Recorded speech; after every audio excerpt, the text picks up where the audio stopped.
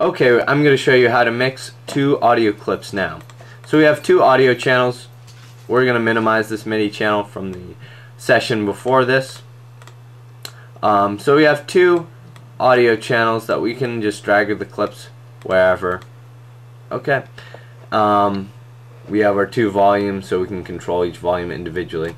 However, I'm going to go into how to use the crossfader over here when mixing these two tracks. We're going to set the first channel to A down here. This is our little crossfader section, and the second channel, to B.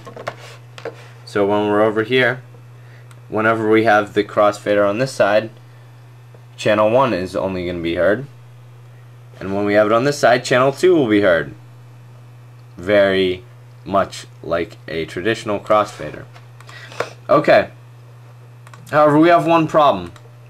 Panama by Van Halen is at 144 beats per minute. Our house track is at 125 beats per minute.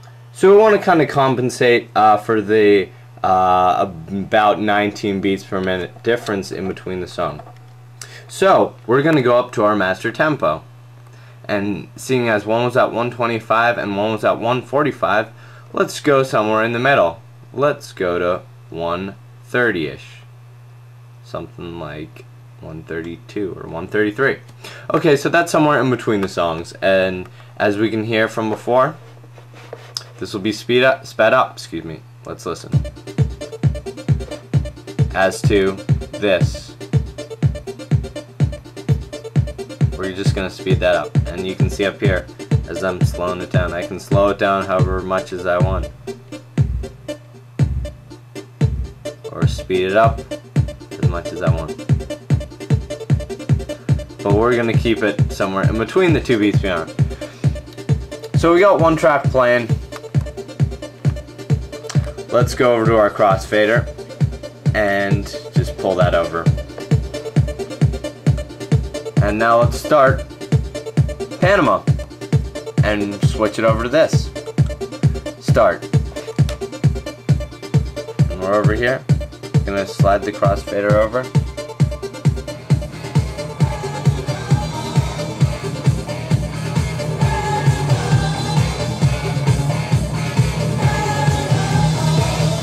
Okay, that's in the middle, so our levels are a little off. Let's go adjust this. That's a pretty good balance. Let's bring it over the rest of the way. So we just mix between those two.